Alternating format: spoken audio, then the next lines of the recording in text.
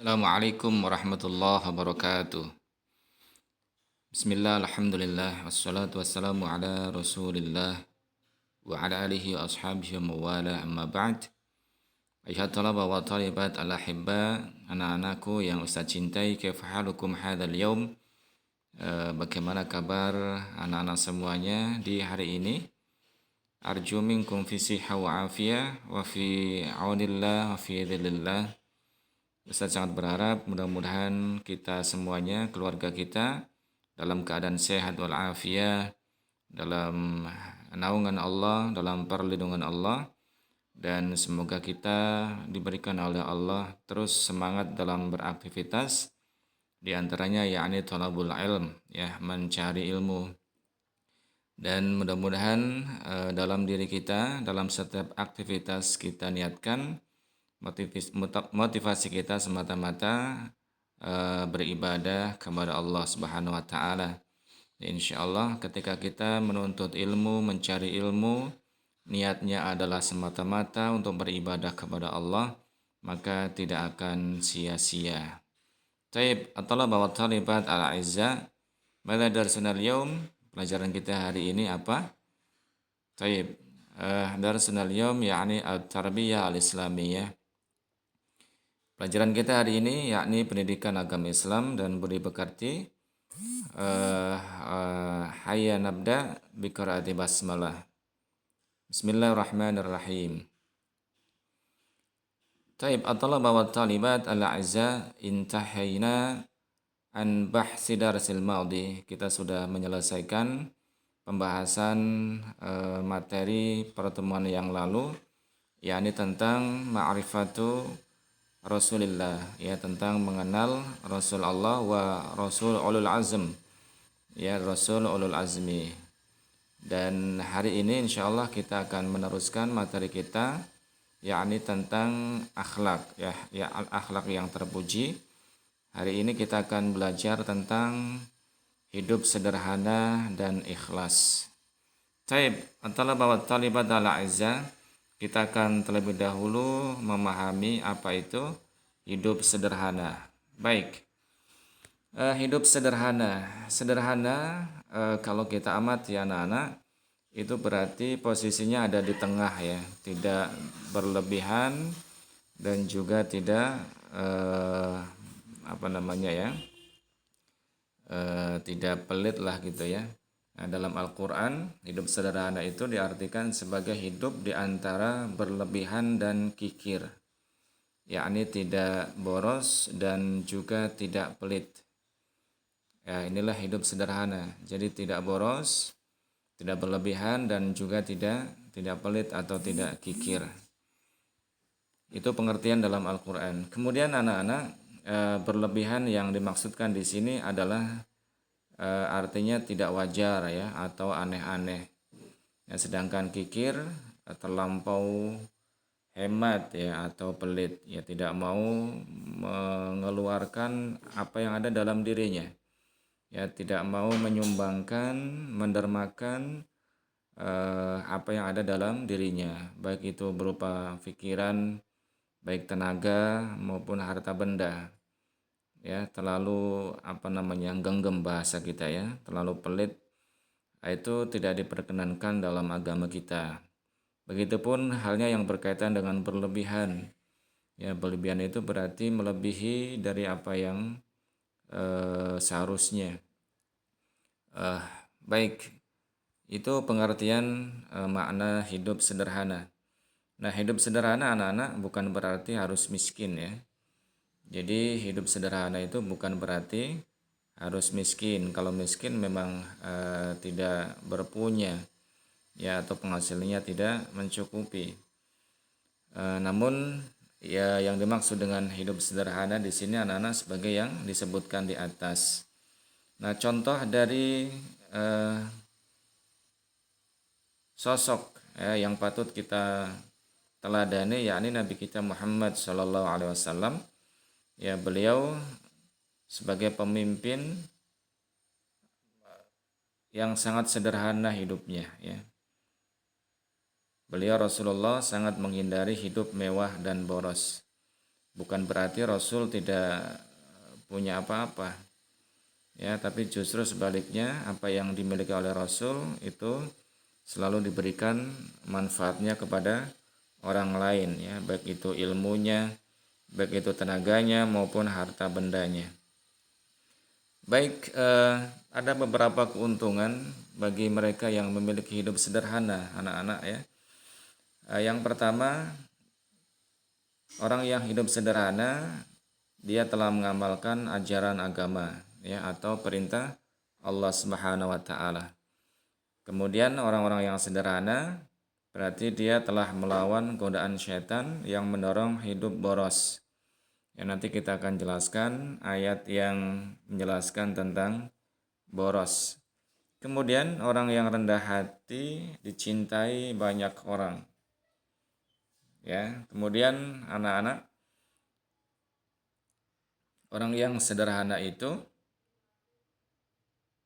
yang ketiga tadi anak-anak, orang yang sederhana itu orang yang rendah hati. Ya, orang yang sederhana itu orang yang rendah hati. Artinya walaupun dia miskin, walaupun dia orang kaya, walaupun dia orang berilmu, tapi kekayaannya tidak dia tampakkan, ya. Justru malah dia hidup sederhana, ya, tidak menampilkan kekayaannya. Juga orang yang berilmu tidak kemudian menonjolkan kepintarannya, keilmuannya, tapi sederhana, hidupnya sangat sederhana, ya, tidak bermewah-mewah. Kemudian yang keempat anak-anak, keuntungan dari orang yang hidup sederhana. Jadi orang yang sederhana itu tidak akan ditimpa penyakit resah dan gelisah karena sudah memenuhi perintah Allah. Jadi orang yang selalu taat atas perintah Allah, maka dia hidupnya tidak akan merasa resah dan gelisah. Semuanya dipasrahkan kepada Allah Subhanahu wa taala. Kemudian anak-anak, keuntungan yang lain dari orang yang hidup sederhana itu tidak akan pernah mengambil harta orang lain. Ya, orang yang sederhana itu yakin betul bahwa harta, ya, atau apapun yang dia miliki adalah titipan Allah Subhanahu wa taala. Ya, dia tidak layak atau tidak pantas untuk mengambil hak orang lain atau yang bukan miliknya. Kemudian berikutnya anak-anak, kita akan pahami makna ikhlas. Ya, tadi sudah kita jelaskan pemahaman tentang hidup sederhana dan keuntungan dari orang yang sederhana.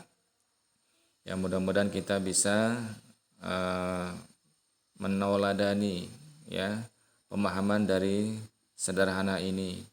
Ya, teladan kita yakni Nabi Muhammad sallallahu alaihi wasallam. Taib at-talaba wa talibat ala izza. Berikutnya kita akan pahami makna ikhlas. Ya, seringkali kita mendengar arti ikhlas.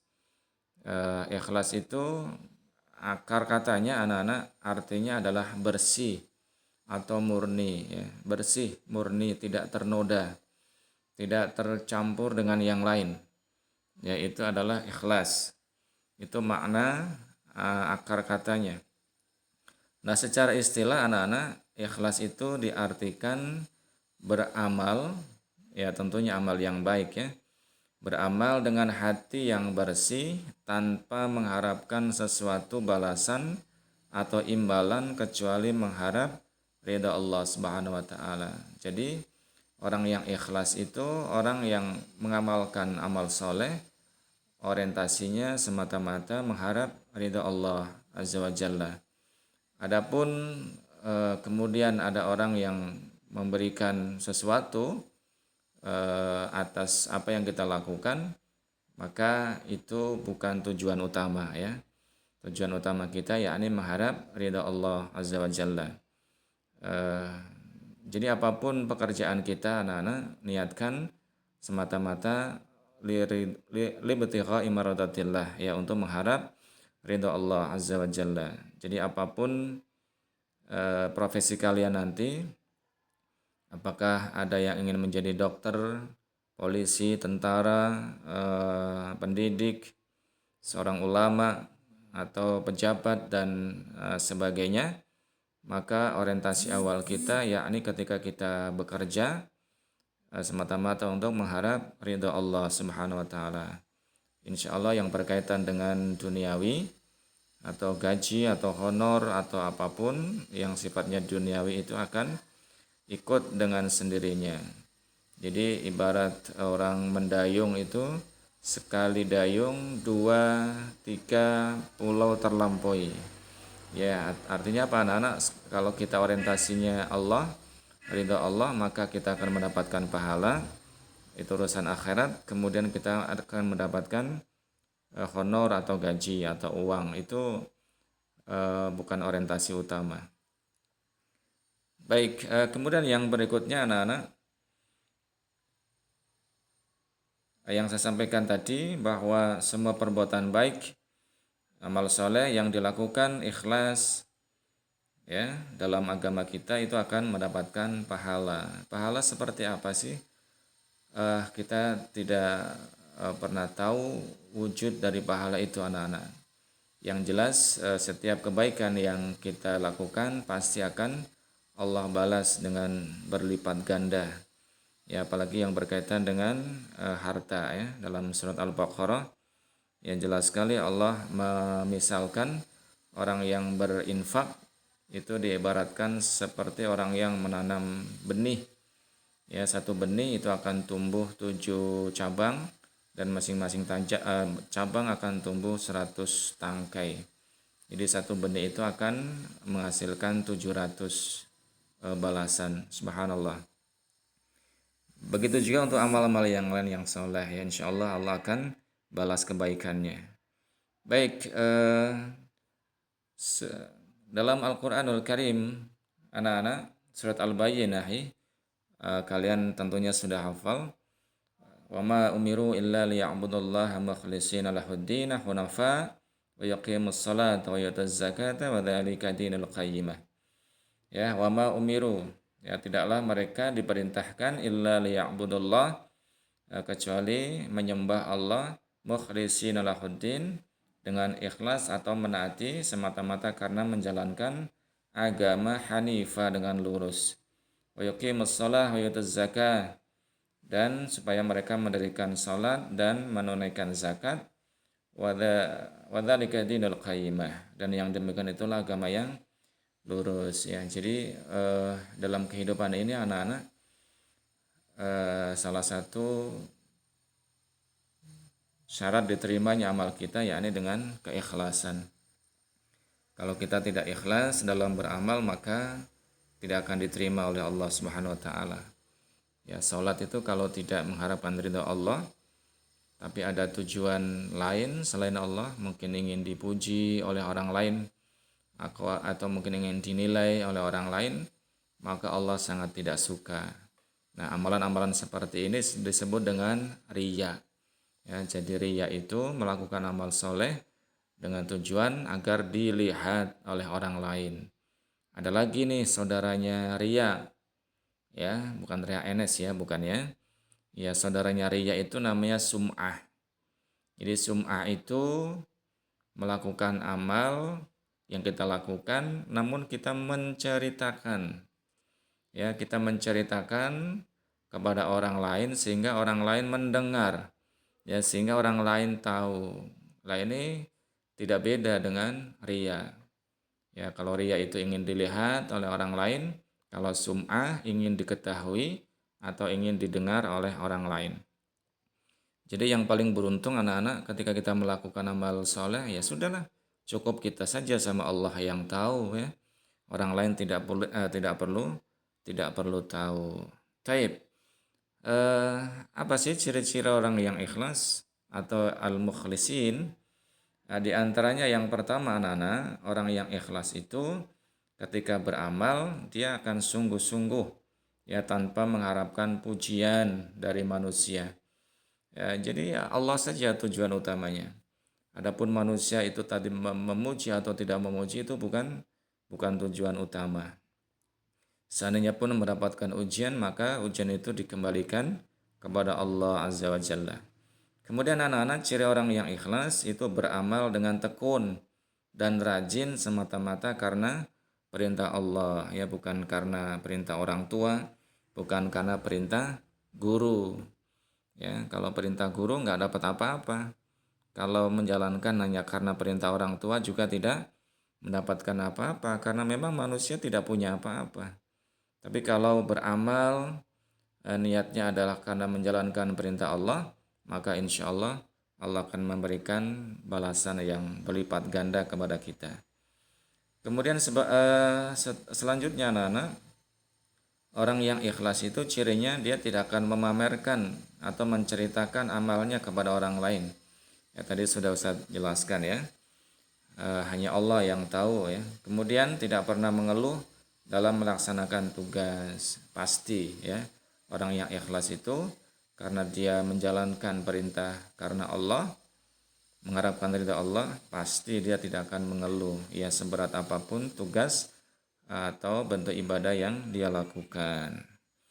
Baik anak-anak yang Ustaz cintai, demikian pembahasan materi pada hari ini berkaitan dengan hidup sederhana dan beramal ikhlas. Ya, mudah-mudahan kita bisa menerapkan hidup sederhana dan ikhlas dalam kehidupan kita sehari-hari. Amin ya rabbal alamin. Subhanakallahumma bihamdik asyhadu an la ilaha illa anta astaghfiruka wa atubu ilaik. Alafu minkum. Assalamualaikum warahmatullahi wabarakatuh.